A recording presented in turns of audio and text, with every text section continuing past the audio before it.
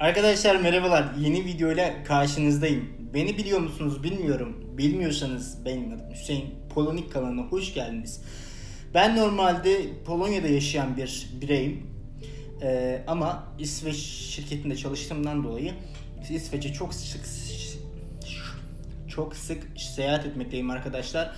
Çok sık seyahat ettiğimden dolayı hem de ben de internette çok fazla yaşayan Türk bulamadım işin açısı. Böyle bilgilerin verilebileceği bazı vloglara rastladım. Aynı şekilde ben de size bir vlog çekeyim dedim İsveç'te yaşam hakkında. Genel olarak bu vlogda size İsveç'i tanıtacağım. Spesifik insanlar için değil, tüm herkes buraya gelmek isteyen, Erasmus olsun, öğrenci olur, yaşamak olur, çalışmak olur. Yani genel olarak size İsveç hakkında bilgi vereceğim gözlemlerim kadarıyla. Diyecek misin, sen orada yaşamıyorsun bilmem ne. Ben neredeyse her ay 1-2 hafta buradayım. Sürekli geliyorum buraya. Kaldığım yer sürekli apartmanda kalıyorum arkadaşlar. Eğer bu videoda size kiralar olsun, yaşam masrafları ya da onun haricinde markette hayat nasıl, maaşlar nasıl, onlar hakkında konuşmayacağım. Kiralar, ev fiyatları. Neden? Burada kartlar çıkacak arkadaşlar. Bu kartta göreceksiniz. Daha önce 2 tane vlog yaptım. İsveç'te yaşam, ev kiraları, ev pahalılık, kira olsun, satın alma gibi ya da buranın gelenekleri bakımından evlerin nasıl olduğu ile ilgili herhangi bir tane video çekmiştim zaten ve ikinci olarak da markette vlogum bulunmakta. Burada bulunurken markette vlog çekmiştim. Ürünlerin ne kadar olduğu ile alakalı. Oradan merak ediyorsanız zaten fiyatlarının hepsini de görebilirsiniz arkadaşlar. Gelelim videomuza. İsterseniz başlayalım.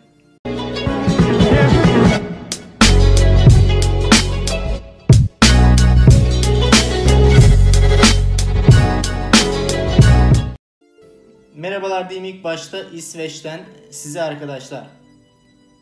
Ben nerede çalışıyorum, niye buraya geliyorum derseniz öncelikle kendimden bahsedeyim. Ben normalde Polonya'da yaşıyorum, Varşova'da arkadaşlar.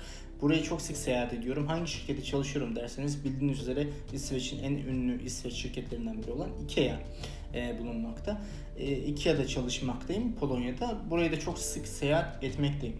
Neden böyle bir video yaptım derseniz gerçekten birçok soru vardı. Önce 2 video çekmiştim. O 2 videoyu izledikten sonra takipçilerim bana birçok soru yağdırmaya başladılar. Böyle bir soru cevap tarzında hem de onların sizlerin verdiği sorular karşısında ben de bir video hazırlayayım dedim. O soruları da buralara yazdım arkadaşlar. Konu olarak onlar hakkında tek tek konuşacağım. Gelelim ilk başta İsveç'ten bahsedelim arkadaşlar. İsveç'in yüz ölçümü gerçekten Türkiye'nin yarısı, belki yarısından biraz daha büyük olmakla birlikte ama gerçekten çok büyük bir yüz ölçümüne sahip ama nüfusa geldiğimizde neredeyse 10 milyonu aşmayacak kadar bir nüfusu bulunmakta. Gerçekten çok az bir nüfusu var. Ama gelelim ki bu kadar küçük bir nüfusla dünyanın en büyük şirketlerini kuran bir ülke. Yani Türkiye'ye bakıyorum 85 milyon, buraya bakıyorum 10 milyonluk bir ülke ama biliyorsun sen IKEA var, Volvo vardı, kuruldu zaten ama şu an Çinlileri sattılar. Scania olsun, dünyanın en büyük telekomünikasyon, aplikasyon uygulamalarını kuran çok büyük petrol şirketleri bulunan bir ülke arkadaşlar ve gerçekten nüfusu çok az. Ülke neredeyse bomboş diyebilirim. Bir de tabii yüz ölçümü, ülkenin dağlık olması, ormanların çok olması bakımından çok yaşanılabilir yerler çok yok diyebilirim ve aşırı göl bulunmakta. Neredeyse 100.000 tane göl vardır diyebilirim. O kadar her yerde küçük büyük fark etmez doğal göller bulunmakta arkadaşlar. Benim bulunduğum yer neresi derseniz arkadaşlar IKEA'nın ana merkezi, ana binası İsveç'in Älmhult şehrinde bulunmakta. Bu IKEA'nın kampüsü bulunmakta burada arkadaşlar. Ben Älmhult'ta yaşıyorum. Buradan göstereceğim size. Bu Älmhult şehri İsveç'in çok güneyde bulunmakta. Buraya ben nasıl seyahat ediyorum şimdi? Stockholm ile İsveç arası, Älmhult arası çok uzak. Arada dünya kadar fark var. Mesafe bulunmakta. Ben İsveç'e uçmuyorum Polonya'dan. Ben nereden uçuyorum? Polonya'dan Danimarka'nın Kopenhag şehrine uçuyorum. Oradan da trenle yaklaşık 1 saat 45 dakika diyeyim, 2 saate yakın tren yolculuğu sürmekte. İsveç'in genelde güneyinde yaşayan kişiler ya Danimarka'da da yaşayan çok bir topluluk bulunmakta ya da Danimarka'nın tam sınır şehri olan Malmö şehrinde de yaşamaktadırlar arkadaşlar. Burası biraz cidden hani köy misali diyebilirim. Yani çok fazla yapılacak bir şey yok. Çok fazla gelişmiş değil. Onun için çoğu kişi büyük şehirlerde yaşamaktadır. Gelelim ikliminden bahsedeyim arkadaşlar. İsveç'i biliyor musunuz? Bilmiyorum ama gerçekten hani yaşam standartına baktığımızda gerçekten dünyanın en gelişmiş 5 ülkesi arasında yer almaktadır. Ama ne kadar hani yaşam standartları, maaşları olsun, insanların kültürü ne kadar gelişmiş olmakla birlikte ne kadar %99'u halkın tamamı İngilizceyi süper konuşabiliyor olmasına rağmen buranın hava şartları çok kötü. Güneş neredeyse yok. Yani gündüz oluyor ama güneş yüzünü göremiyorsun. Sürekli yağmur, kar, soğuk ve motivasyon yerlerde. Ve motivasyon o kadar yerlerde ki yani dünyada intihar etme oranı en yüksek olan ülkelerden biri İsveç. Ve gerçekten de hava durum bakımından o kadar da yani önerebileceğim bir yer değil. Ve genel olarak hani internette de baktığımda çok fazla hani Türk'ü göremedim. Hani herhalde bu bizim Türkler çok fazla bu Nordik ülkeleri herhalde tercih etmiyor. Öyle bir kanıya vardım diyebilirim. Güneş dedim size, güneş görünmüyor. Şimdi şöyle de bir şey var. Güneş fazla gözükmüyor ama gündüz gece oranına baktığımızda eğer siz İsveç'in güneyinde yaşıyorsanız normal gündüz normal. İşte 6'da 5'te güneş doğuyor, ne bileyim 5'te 6'da 7'de güneş batıyor. Yaz kışa göre değişiyor arkadaşlar. Aynen iklim bizim gibi ama kuzeye gittiğinizde bir o kadar öyle değil. Bir Stockholm'da yaşıyorsanız veya kuzeyde yaşıyorsanız neredeyse güneş hiç batmıyor. Nerede belki 2-3 saat batıyor. Bazen 11-12'de batar. 2-3 saat karanlık olur, sonra geri kalkar, güneş açar. Eğer siz gece yatıyorsanız bir tuvalete gideceğim diye kalkarsanız bir bakarsınız ki şey var. Güneş, psikolojiniz bozulur ve yatamazsınız ki ben birçok arkadaşımdan bunu duydum. Genelde şey kullanırlar. Perde. Öyle kalın perdeler kullanırlar ki gece hissiyatı vermek amacıyla. Diğer bir şeye de geleyim arkadaşlar. Burada daha önceki videomda ben size bu Polonya'da evler hakkında bir vlog çekmiştim. Orada demiştim ama gene bir size diyeyim. Burada Polonya'da camlarda perde yok. Kimse de olsa bile kimse perdesini kapatmıyor. Camlar çıplak açık. Belki şoka uğrayabilirsin ama evet gerçekten böyle. Kimse kimseye dikizlemiyor. Kimse kimsenin umurunda değil. Yani bir yolda yürüyorsunuz. Bildiğiniz yolda yürüyorsunuz. Birinci kat. Herkesin ne yaptığını görebiliyorsunuz. Benim ilk geldiğimde buraya çok garibime gitmişti ama gerçekten böyle bir yaşam biçimleri bulunmakla birlikte genelde pencerelerini kapatmıyorlar arkadaşlar. Diğer bir şey de hani dil dedik. Hani ben size dedim İngilizce biliyorlar. Hani buraya geleceğim, yaşayacağım, öğrenciyim bilmem ne. İdare edebilir miyim derseniz arkadaşlar İsveç dünyanın en gelişmiş ülkelerin olmakla birlikte eğitim ve kültür seviyesi bir o kadar yüksek ve İngilizce bilme olanı %100. O kadar diyorum. Nereye giderseniz gidin hayatınızı çok rahat idame ettirebilirsiniz. Ne Amerika'dan ne İngiltere'den hiçbir farkı yok. Ne bileyim tamir mi ettireceksiniz de arabanız probleminiz mi var, bank mı, devlet işte herkes İngilizce biliyor. Ondan dolayı hiçbir sıkıntınız olmadan rahatça yaşayabilirsiniz. Ama burada uzun süre yaşayacaksanız kesinlikle hani İsveç dilini öğrenmenizi öneririm. Ki neden?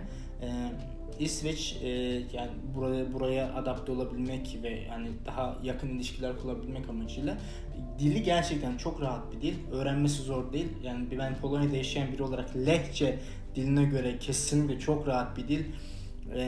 Biraz Almancanız varsa İngilizce de biliyorsunuzdur zaten. Belki anlama ihtimaliniz var. Bazen hani İngilizce bilen biriyseniz bazen İsveç dilini duyduğunuzda belki İngilizce aksanına çok yakın konuşuyorlar ve çoğu kelime İngilizceye çok yakın olduğundan dolayı bazen anlama durumlarınız olabiliyor arkadaşlar ama kesinlikle zor bir dil değil. Öğrenebilirsiniz ve öğrenmenizi de zaten tavsiye ederim. Çok değişik dilleri bulunmakta. Mesela evet diyecekler ya da hani bir evet demek böyle ses çıkarıyorlar. Çok değişik, çok ilginç bir dilleri var. Kesinlikle kontrol etmenizi öneririm.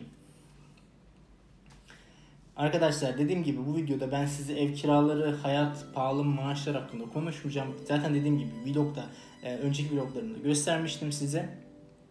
Eğer merak ediyorsanız alkol fiyatları olsun, onun harici alkol dedik. Arkadaşlar burada bizdeki gibi alkoller satılıyor ama şöyle diyeyim, %3 veya 2 tam hatırlamıyorum onun. O limitin altında her yerde içki bulabiliyorsunuz. Düşük oranlı alkollü biralar bulabiliyorsunuz her yerde ama yüksek oranlı alkollü viski, vodka, ne bileyim %5'lik, %4'lük bira ya da herhangi bir içki bulmak istediğinizde burada özel mağazalar, içki mağazaları bulunmakta. O mağazalar da devlet kontrolünde arkadaşlar. Oralara gidip almanız gerekmektedir. Bulabilir miyim derseniz ismi ne? Tam bilmiyorum. Burada göstereceğim. Bulunduğunuz ilçe fark etmez. Her yerde en az 1-2 tane öyle mağaza bulunmakta. Onu kontrol edebilirsiniz ve kesinlikle alabilirsiniz. Fiyatlarına gelirsek arkadaşlar, fiyatlar çok pahalı. Kesinlikle ne kadar derseniz içki fiyatlarını, ben Polonya'da vlog çekmiştim, Polonya'da içki fiyatları diye. Onu izleyin. Öyle bir mantık yürüteceğim. Oradan gördüğünüz fiyatların 2 katı bura. Öyle diyebilirim arkadaşlar. Hatta size de bugün gözüme çarptı, petrol istasyonundaydım. İsveç benzin ve dizel fiyatlarını söyleyeyim. Benzinin fiyatı 15 krondu. Dizelin fiyatı da 8,5 civarında, 9 civarındaydı arkadaşlar. Yani o da herhalde bir benzin 5,5 lira. Ne 5,5 lirası? 15 kron 7,5 zloty ediyor. O da Türk lirasına çevirdim ve 8 liraya falan denk geliyor herhalde diyebilirim. 7,5-8 lira falan civarında. Dizele de geldiğimizde Türkiye ile 4,5-5 civarında aynı diyebilirim. Arkadaşlar 4,5-5 lira diyebilirim. Onu tam hesaplamasını yapamadım. Şu an Türk lirasının değeri bayağı düştü dolardan dolayı. Ne oldu bilmiyorum ama size tavsiyem kontrol edin. Ben zloty ile Polonya zlotysi ile karşılaştırıyorum. Ondan dolayı kontrol etmenizde fayda var. Böyle bir video yapayım dedim. Size de böyle bir listede sizden gelen soruların neticesinde bir konu başlığı, konularımı da yazdım buraya, size bir video yapayım dedim arkadaşlar. Umarım güzel bir bilgilendirici video olmuştur. Burada benim Facebook, Instagram ve YouTube hesaplarımı göreceksiniz zaten. YouTube'dan eğer beğendiyseniz beğenin, yorum yapmayı unutmayın. Takip etmiyorsanız takip edin arkadaşlar. Eğer hani beğendiyseniz lütfen paylaşmayı da unutmayın. Paylaşırsanız o kadar kişiye erişiriz ve kitlemiz de o kadar artar. Onun haricinde bana yazmak istiyorsanız, soru yorumlarınız varsa yorum kısmına yazabilirsiniz veya sorularınız varsa Facebook'tan direkt yazıp ya da Instagram üzerinden DM atıp bana yollayabilirsiniz. Anında değil ama hepinizi cevaplıyorum arkadaşlar. Kesinlikle geri dönüş yapabilirim. Çok teşekkür ediyorum beni izlediğiniz için. Sonraki videoda görüşürüz. Hoşça kalın.